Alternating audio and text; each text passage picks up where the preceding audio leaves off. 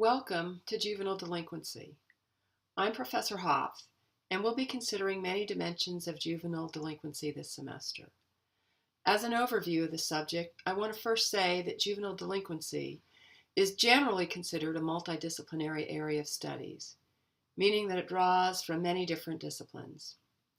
We'll be looking at theories of why youth are delinquent, and many of those ideas will draw from sociology and psychology, while some consider neuropsychological or even sociobiological or cultural anthropological explanations.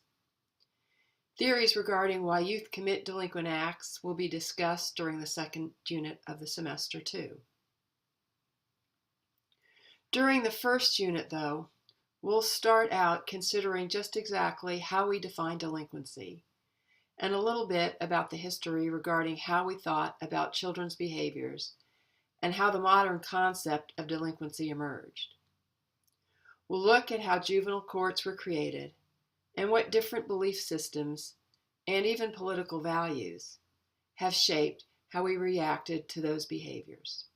Our first unit will look at the general kinds of historical responses we have had to delinquency, some of the general rationales for the public's responses, as well as more ideas about delinquents. We'll look at some general statistics and learn also about how those statistics are collected, i.e. how they're measured. And during the second part of this unit, we'll also consider how the juvenile justice process is organized and how the court systems work. This will just be a general overview with a few more specific discussions about how the Kentucky courts and the juvenile justice system are both organized. So, let's get started. Since we'll be talking about different aspects of juvenile delinquency this entire semester, it's certainly appropriate to consider what's going to fall into this category. So, for a brief second or two, let's pause and have you consider what comes to mind, what images or ideas about exactly what you think when the word delinquency is used.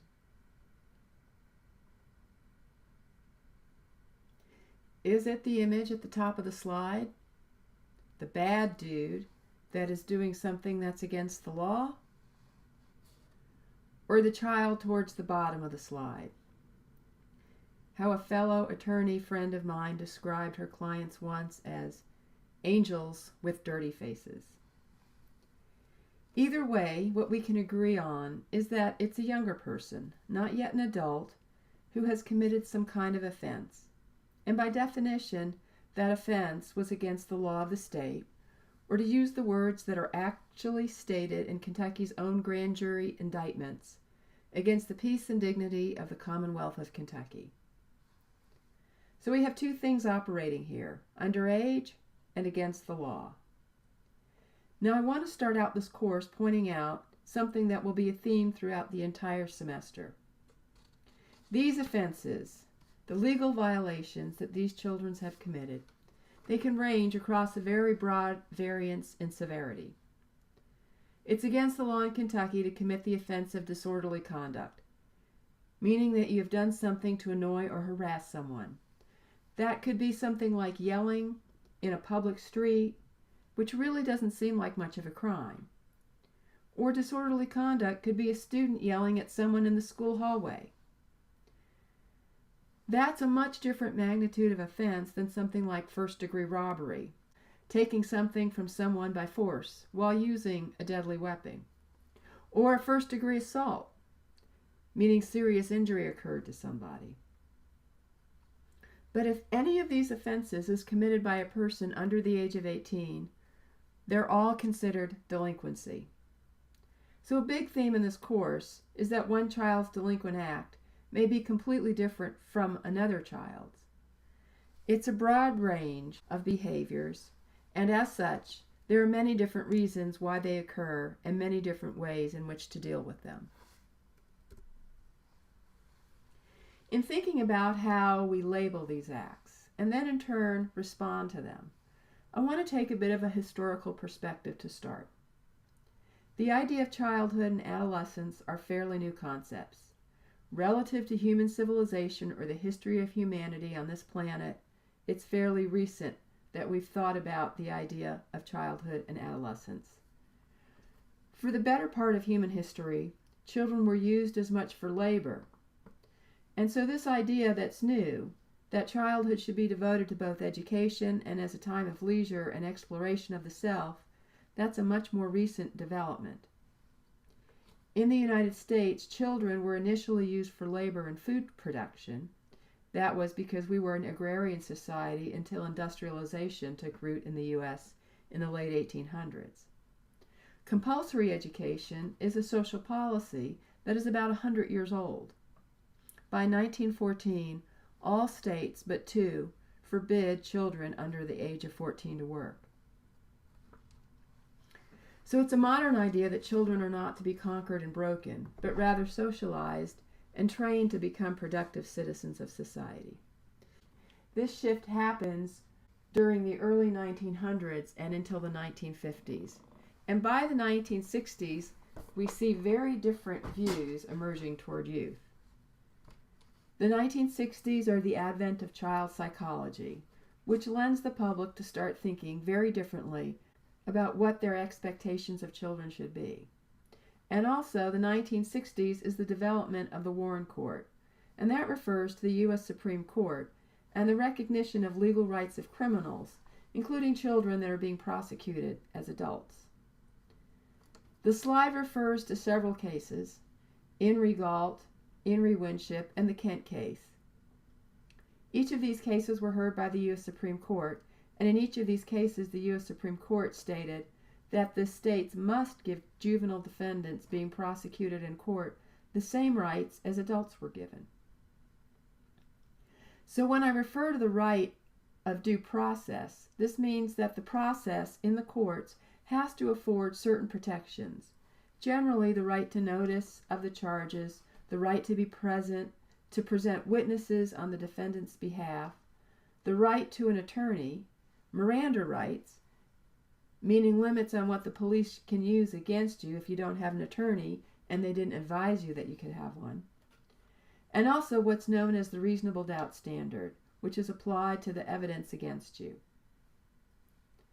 These are things that kids in court were not getting until the Warren Court spoke to them and told the states that they had to ensure that youth being hauled into court were to be provided these due process protections.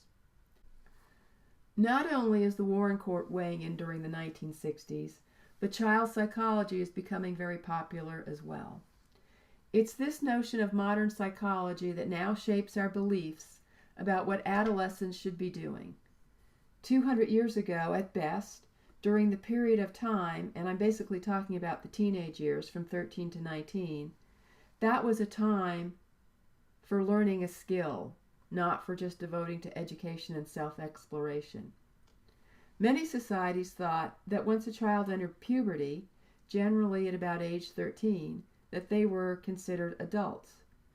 Think about the tradition of the bar mitzvah in Judaism or confirmation in Christianity. Almost every culture has some kind of historical tradition that occurs right about when the child gets to puberty. So modern psychology tells us now that rather than making an adolescent go to work, instead it's a time to continue education, to find their self-identity, and to form personal values and develop social skills. At this time, children also start to seek their independence from their parents, and they often have very strong ties to their peer groups as they start to break away from their families. Peer acceptance becomes a very high value to many adolescents, and that creates sometimes a tension with their own personal achievements. It's also a time of experimentation, often that involves illegal substances or other substances that change the way the user feels and interacts with their environment. These two changes in social attitudes, as well as the U.S. Supreme Court speaking to how delinquency cases are supposed to be handled, and the changes in attitudes about adolescents in general, create the framework for thinking about how juvenile cases and delinquency are handled today. We also know that some youth are at high risk for delinquency. Those that are more likely to become delinquent, and by that I mean come into the juvenile justice system and be processed through it, are those that are marginalized by society. That would include those that are minorities, those that are developmentally disabled, and those that are poor. And thinking about children that are in poverty, it's important to know that about 13% of the population is below the poverty threshold, and that of those that fall below the threshold, 2/3 of those are children. So proportionately, there are many more impoverished children than there are adults. Realize also that I am not saying that just because a child falls into one of those categories that they will become delinquent. Just that there are a higher proportion, and I mean really much higher, of those children that come into the juvenile justice system than their occurrence in the general population. So that is what is termed an at-risk factor in the field of delinquency. What else do we know that's associated with high risk? Families that experience high levels of economic stress. And I hope that this semester I'll be able to have you see a TED Talks by Nadine Burke-Harris, because she has quite simply revolutionized in some ways how the medical field is starting to understand how poverty in early life and health as an adult are related. She has developed something she terms ACEs, the acronym for Acute Childhood Experiences. She finds that the larger the number of ACEs in a person's early years, the more likely they will suffer from acute illness as an adult. So the main point that I want you to understand here is that high levels of economic stress in themselves are an acute childhood experience and can adversely affect the child in adolescence as well. We know that traumatized children do not process the world the same as those that live with no or very low levels of trauma in their lives.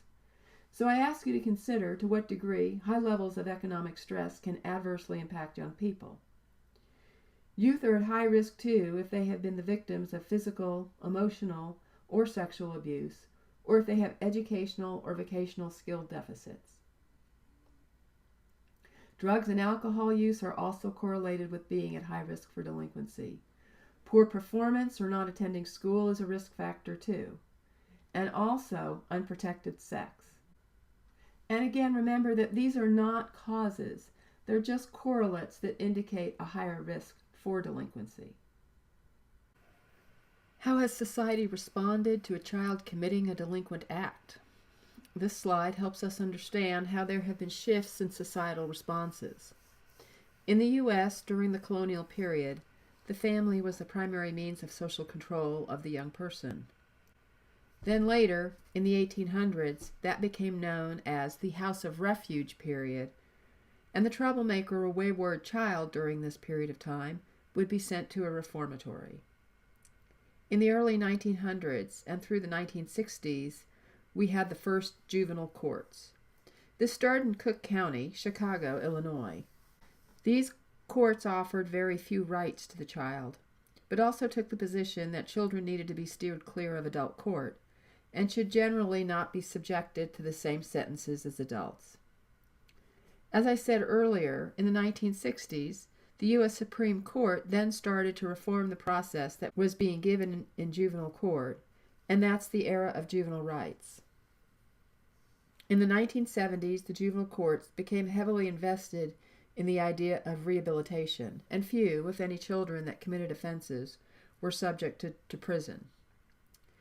But by the 1980s, there was a backlash to the liberal views of rehabilitation, and the response to juvenile offenders shifted to the get tough philosophy, i.e., you do the crime, you do the time.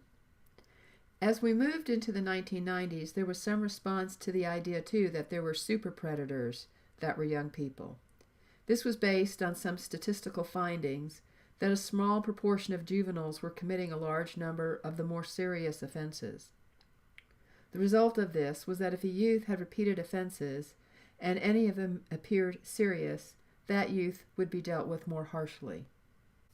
In the next section, we'll discuss some of the popular theorists that informed the current juvenile courts, and also we'll talk a little bit about how the juvenile justice system is organized, and particularly how Kentucky deals with young offenders.